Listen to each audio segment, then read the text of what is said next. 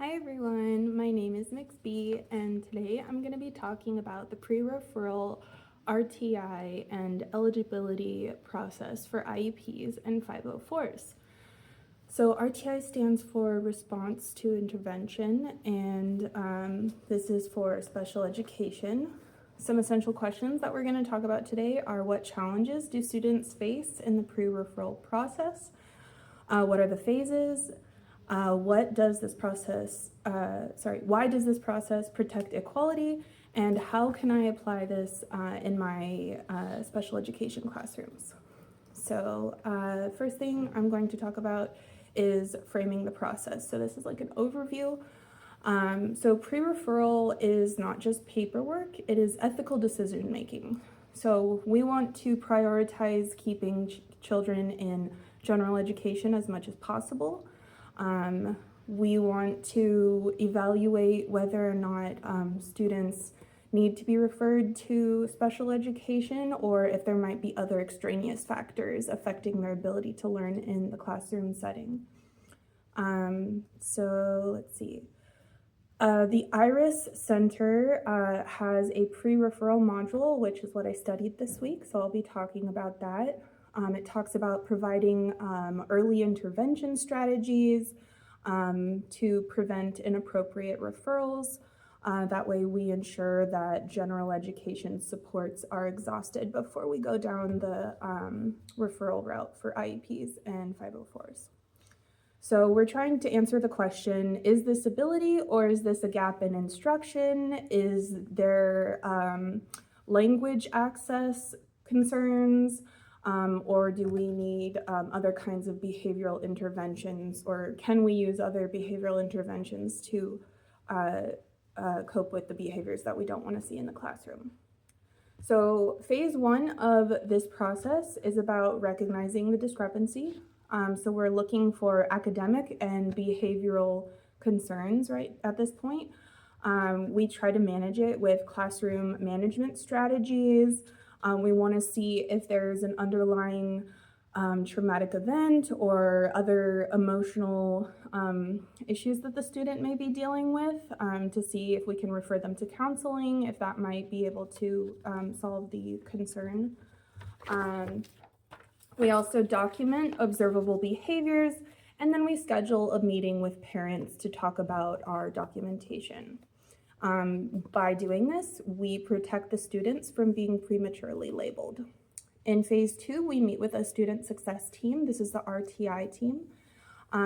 This team includes a case manager, admin, counselor, speech, OT, or adaptive PE teachers, a school psychologist, parents, and students that are older, maybe like junior high, high school, might be in the meeting as well. So the RTI stages are Tier 1, which is high quality instruction for all, Tier 2, which is targeted small group intervention, and Tier 3, which is intensive individualized support. The IRIS model emphasizes data collection before referral, intervention with fidelity, and progress monitoring throughout. This prevents over-identification of English learners. Differentiation and co-teaching before referral is important, and I got this from the San Bernardino Unified School District's video talking about co-teaching models. Differentiation in the classroom includes adjusting the content, flexible grouping, and scaffolded instruction. So I also went to understood.org, and they talk about 6 co-teaching models. They talk about one teach, one observe, station teaching, parallel teaching, alternative teaching, team teaching, and one teach, one assist. So this allows us different methods of inclusion and reduces unnecessary referrals as well. So phase 3 of the process would be referral for special education evaluation. So if all of these previous methods fail, then we move forward with the evaluation for special education. We offer an assessment plan. We obtain consent from parents. And the referral must be data-based, and that way we can protect ourselves as teachers and ensure that the students are getting what they need, and their rights are being respected. So phase 4 is a special education evaluation. This must be completed within 60 days. It will be comprehensive, including reading, writing, math, fine motor skills like cutting paper or gluing things to specific places on a paper. This will also include a social and emotional evaluation as well. The school psychologist will likely be involved in this portion. If this does not, if the families feel that after this part of the process that that their child if the evaluation team is saying that based on their data, they don't think the student fits for these services, the parents can file for an independent educational evaluation. So that is a right that the parents have. If any parent or teacher meeting escalates, the best thing to do is just to pause and schedule another meeting where rights and legality of the process can be explained further, and that also gives the teachers and the parents some time to to recenter themselves, I suppose I could say that, and just kind of let some of the tension go, because these meetings can be really intense, both for teachers and parents. So phase 5 is eligibility and determination. So at this point, the reports are completed, the eligibility is recommended, the IEP meeting is scheduled within 30 days. The eligibility must show a disability category, advertise educational impact, and talk about a need for specialized instruction. Phase 6 is the initial IEP meeting and LRE. So in here, we discuss the student's strengths along with the deficits that we see that we want to address. We write SMART goals based on the data that we collected. We determine what services the child is eligible for, and we discuss the least restrictive environment that would be beneficial to the student's learning.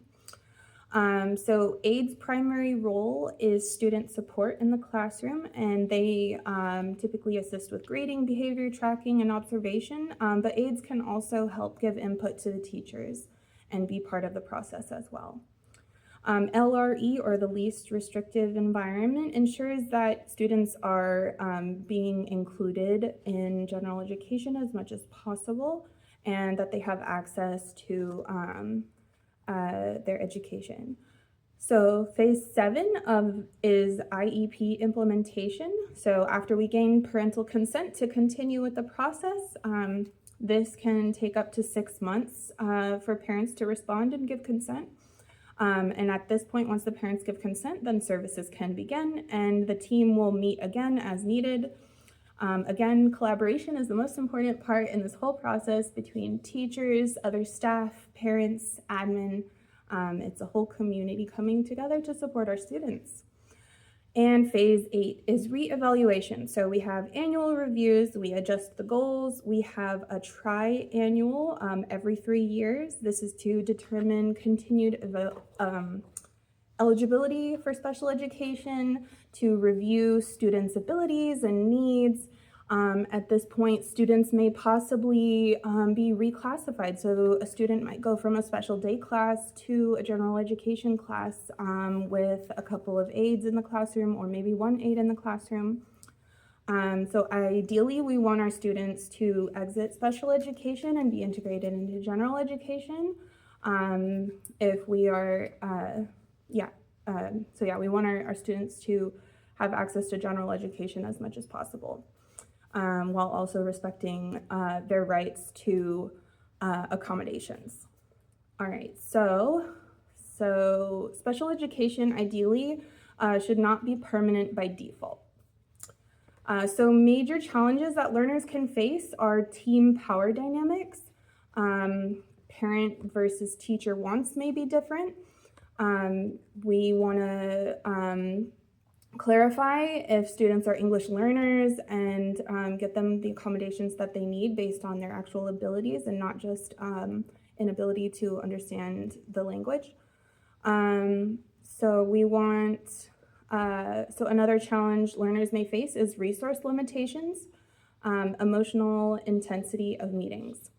The benefits of an effective pre-referral process includes that it prevents misidentification, it protects equality, it strengthens general education, it builds trust, and it promotes inclusion. So my sources are from the IRIS Center, from co-teaching models, from understood.org, differentiation strategies. So the way that I would apply this in my classrooms is I would insist on documenting Tier 2 and Tier 3 interventions before referral. I would implement co-teaching strategies in my classrooms. I would advocate for culturally responsive evaluations. I would ensure families understand and process their I would ensure that families understand the process and know their rights.